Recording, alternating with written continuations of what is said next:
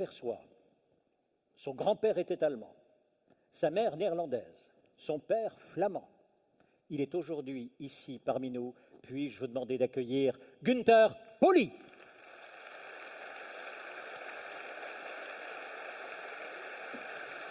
Hartelijk.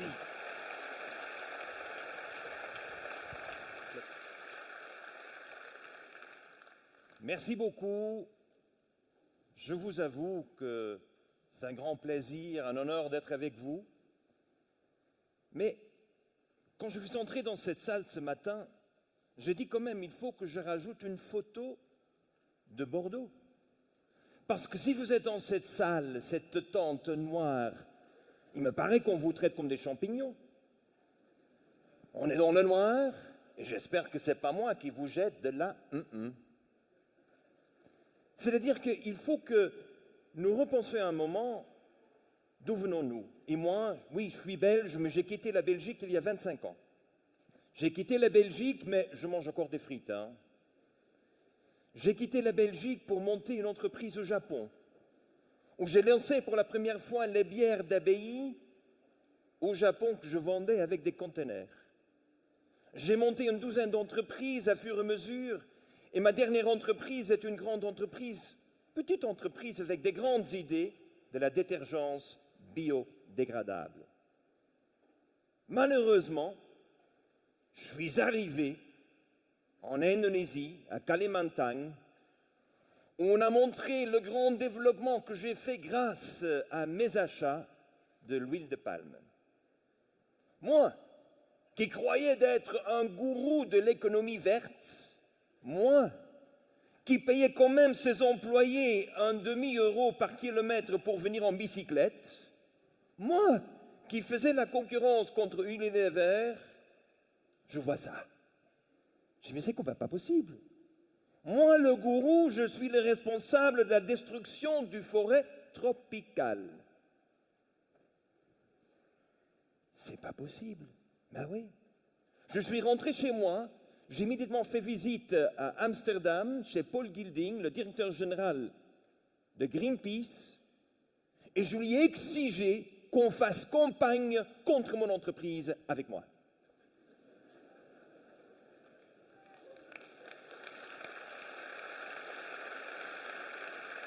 Il a dit, mais vous êtes un fou, adaptez-vous, quand même.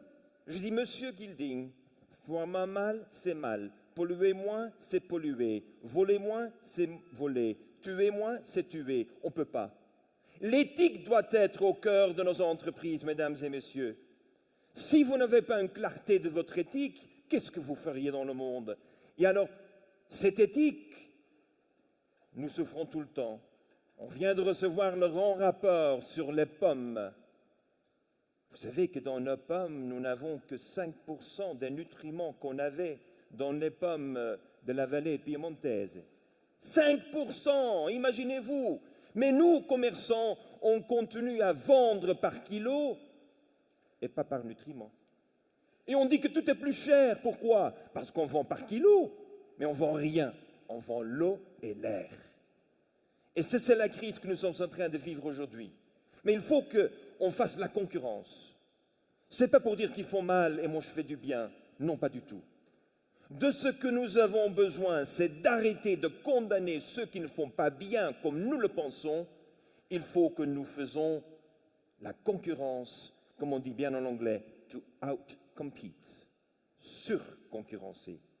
La seule manière de transformer notre économie, c'est qu'il y a des entrepreneurs, des entreprises qui font surconcurrencer avec des idées que, oui, sont disruptives et dérangent.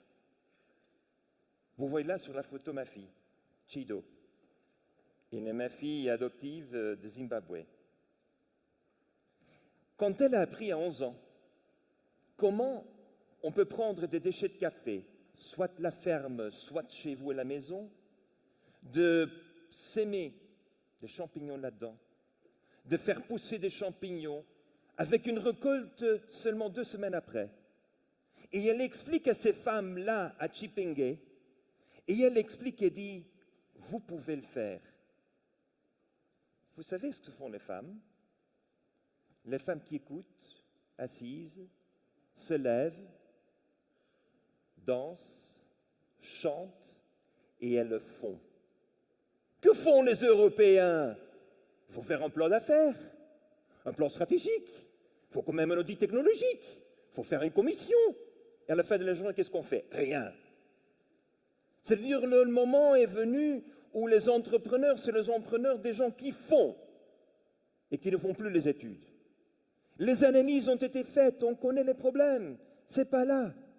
Si vous voulez doubler les nutriments, il ne faut pas avoir des OGM, mesdames et messieurs. Mais bien entendu, quand il y a une entreprise suisse qui vient et vous explique que, vous savez, mesdames et messieurs, il y a de plus en plus de malvoyants.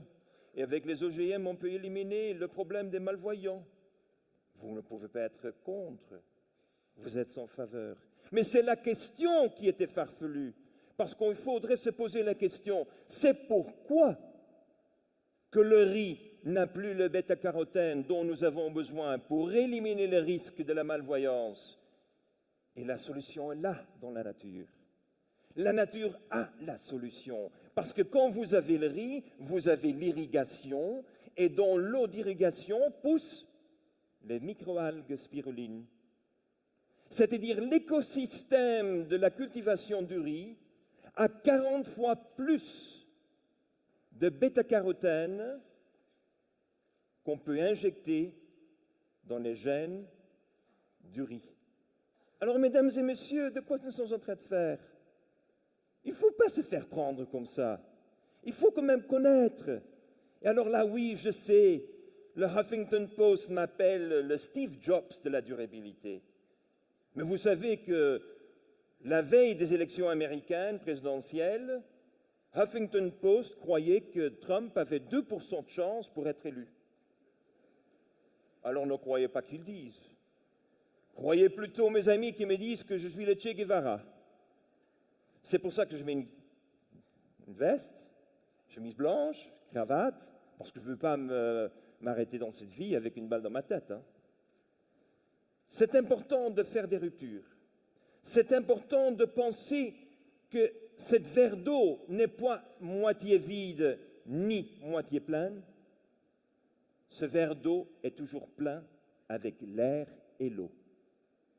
Et notre problème, c'est que nous sommes toujours, grâce à Descartes peut-être, en train de faire l'analyse de nos problèmes. De ce que nous avons besoin, c'est l'analyse des opportunités. Faire des portefeuilles d'opportunités. Parce que si ne voyez pas les opportunités, il n'y a pas de futur pour nous. Nous avons raté de résoudre des problèmes. Alors là, voilà, vous voyez une de ces petites innovations. C'est un nanopont et c'est le substitut pour le pacemaker. Ce petit système peut être installé sans chirurgie et n'a plus besoin de batterie. Mayo Clinic, l'année dernière, a fait la première installation après 29 ans de travail. Mesdames et messieurs, nous avons besoin de l'impatience pour démarrer et la patience pour avoir des résultats. Mais cette impatience pour le démarrage, pour nous, c'était inspiré par cette baleine, parce que la baleine, qui était un jour un chien, a développé son cœur de telle manière qu'il y a une conductivité absolue dans cette issue, même si 30% de cette issue, c'est du gras. Les baleines le font. On s'y est inspiré et finalement on a obtenu les permis de FDA de le faire. Les opportunités. Je veux vous parler brièvement avec quelques cas de ces portefeuilles d'opportunités que nous sommes toujours en train de créer. Mon rôle, c'est d'avoir une clairvoyance de ces opportunités qui sont de l'évidence même, mais on ne les voit pas.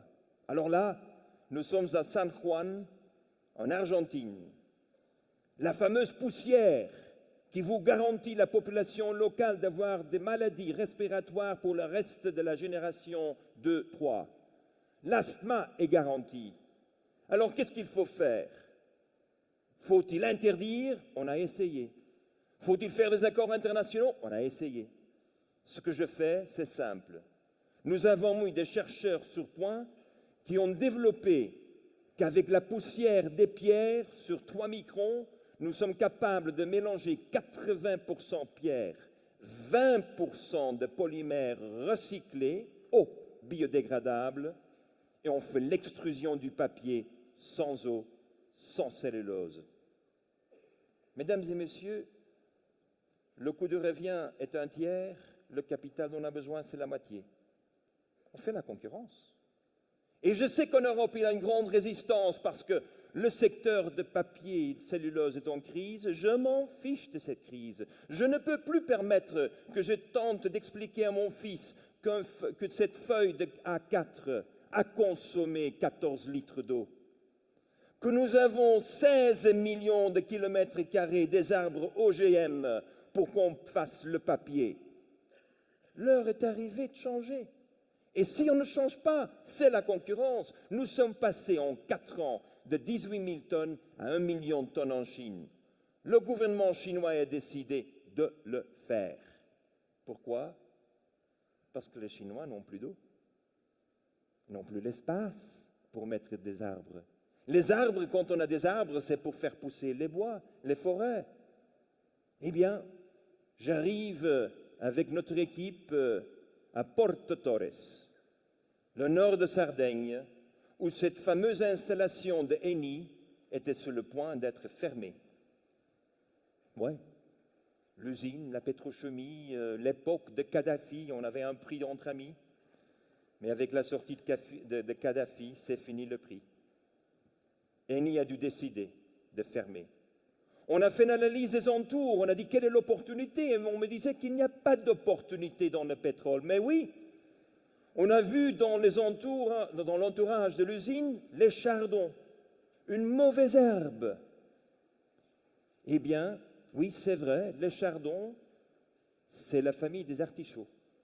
Mais celui-là ne mange pas. Les chardons aujourd'hui, mesdames et messieurs, sont transformés en polymères pour des plastiques.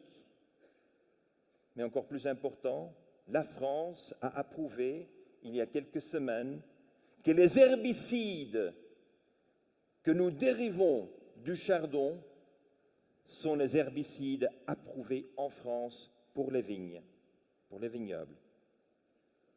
Nous sommes le substitut des glyphosates et du Roundup, fait avec les chardons qu'on a tâché de tuer.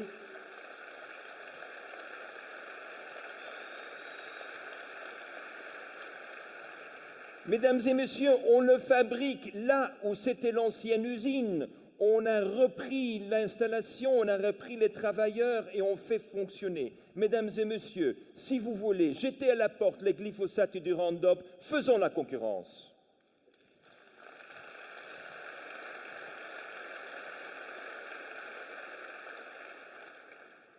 J'aimerais bien vous parler de café. Peut-être vous voulez maintenant déjà une tasse de café. Je travaille depuis 25 ans avec le café. Quel est le problème du café? C'est que le prix que reçoit le caféculteur pour ce café vert est 4 fois moins que vend celui qui l'a torréfié. Fois 4. C'est injuste. Pourquoi pour la torréfaction? Alors je me suis ensemble avec un jeune Allemand, un avocat qui ne sait rien du café, qui adore le café. On a mis ensemble nos têtes, on a dit voilà, on va changer ça. C'est fini avec Mondelez. Excusez-moi, j'espère pas qu'il n'y a quelqu'un dans le secteur de café dans cette salle. Hein. Et on a décidé de faire une machine qui est capable de torréfier, mouler et faire votre café. Et on vend aux consommateurs le café direct de l'agriculteur. Dans le sac de jute, on a mis un petit chip, une puce. Et la puce vous dit immédiatement d'où vient le café. Et on vous donne la photo du caféculteur et de sa famille. Et vous donne des suggestions comment torréfier, vous-même, chez vous, à la maison ou dans vos bureaux. Mais nous avons seulement une condition. La condition est simple. Vous payez le même prix pour le café vert que vous payez pour le café torréfié. Vous savez que ça veut dire pour le pauvre caféculteur? On passe, si vous achetez bio et Fairtrade, Commerce juste, vous payez 800 € par tonne.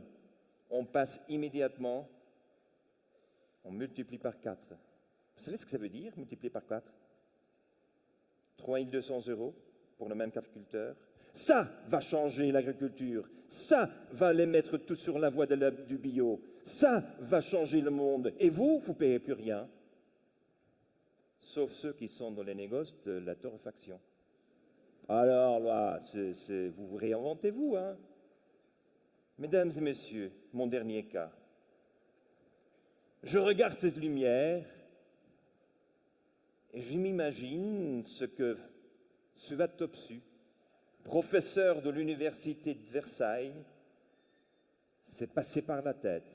Comment est-il possible qu'on a choisi le Wi-Fi, c'est-à-dire connexion par onde radio, tandis que tout le monde a appris quand même à l'école que le plus vite, c'est la lumière. C'est 300 000 km/s. Et on a choisi un système qui est plus lent. Ah oui, vous savez, les Américains, vous avez un brevet, même s'il y a mieux, le mieux n'arrive pas. Hein. C'est mon fric, c'est ma force, c'est moi. Alors là, si vous êtes un jour à Barcelone et Messi fait son but, ou Neymar à PSG Saint-Germain, hein, s'il fait un but, vous ne pouvez pas envoyer la photo tous ensemble. C'est bloqué.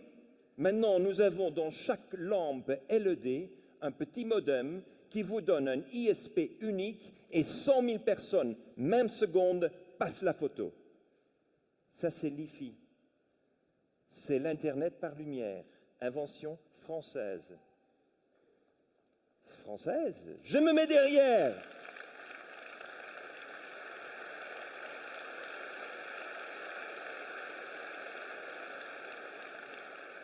Quand vous êtes dans le métro, il y a terrorisme, vous ne savez pas où aller. Les portables ne fonctionnent plus. La Défense est première station de métro équipée avec le LiFi, première mondiale. Et d'ici 2 mois, on aura pour la première fois dans les métros de Paris la possibilité que des malvoyants sont capables de passer avec leur portable et avec le LiFi et ils passent sans problème par station de défense, sans chien, sans autre chose. Pourquoi?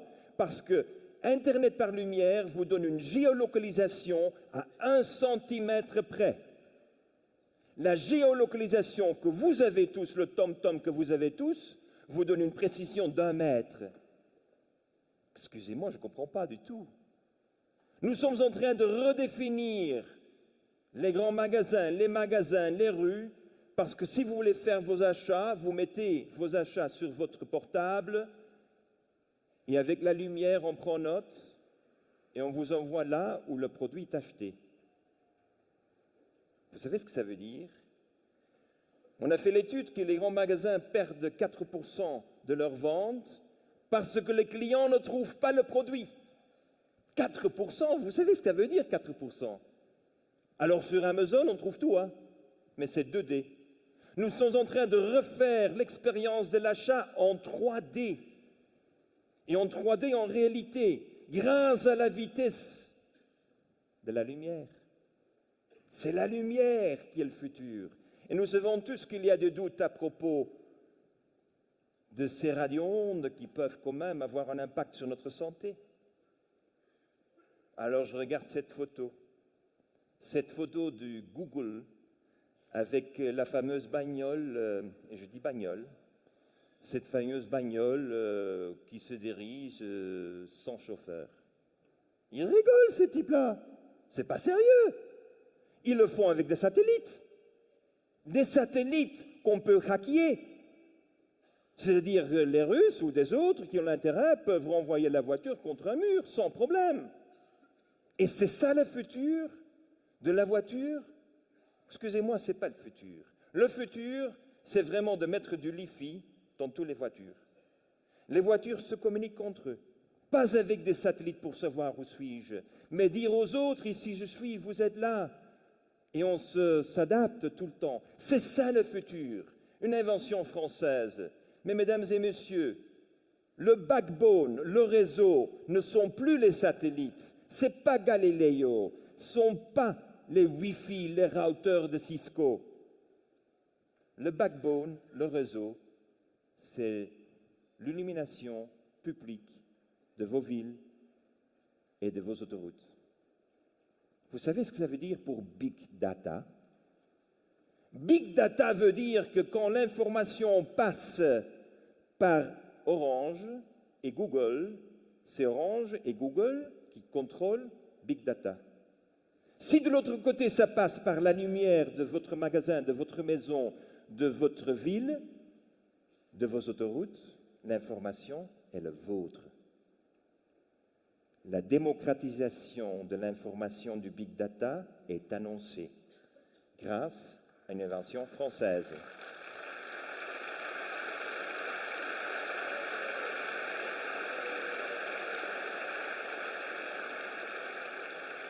La technologie existe depuis 12 ans et c'est évident que vous n'allez pas trouver des références dans la littérature américaine, mais oui dans la française.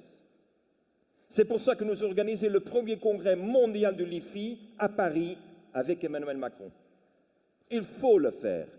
Il faut rassembler les gens. Il faut fédérer 100 villes pour que les villes changent la réalité du Big Data et deviennent propriétaires de leurs données. Et en plus, nous prévoyons qu'il y a au moins 10 000 entreprises seulement en France qui seront créées grâce au LIFI. C'est ça ce qu'il faut.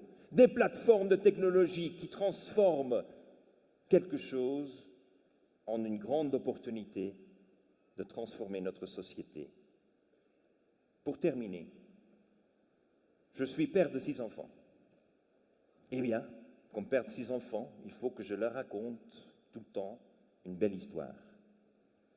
Aujourd'hui, notre organisation ZERI, l'économie bleue, on a réalisé dans sa totalité 200 projets. Nous avons mobilisé 5 milliards d'euros d'investissement et on a créé 3 millions de jobs. Mais il faut que j'inspire les enfants. Je crois que, mesdames et messieurs, notre plus grande responsabilité de pères et de mères, de grands-pères, de grands-mères, de frères et de sœurs, c'est d'inspirer la jeunesse, d'inspirer les jeunes. Et il faut que tous les enfants enfin sachent comment est montée la pomme dans l'arbre. Parce qu'aujourd'hui, on a seulement appris comment ça tombe. Comment est-il possible que nous avons oublié d'expliquer aux enfants et on a oublié d'expliquer parce que nous ne savons pas? Je lance le défi dans ce salon de 4800 personnes. Si vous pouvez me résumer en 2 minutes les 7 lois de la physique qui sont utilisées par la pomme pour lancer le défi à la loi de la gravité. Ça, c'est le futur. Des jeunes qui pensent comme ça. J'ai un très grand honneur, c'est que le gouvernement chinois a décidé que tous mes fables seront distribués à tous les enfants en Chine.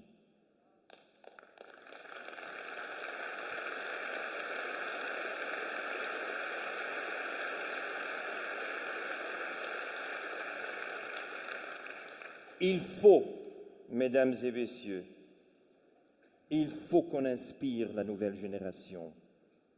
Les médias font tout pour les bourrer des mauvaises nouvelles. Facebook font tout pour qu'ils aiment avoir plus de likes.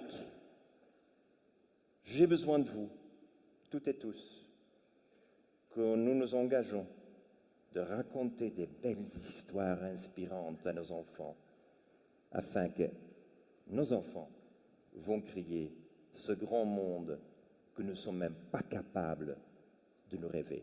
Merci.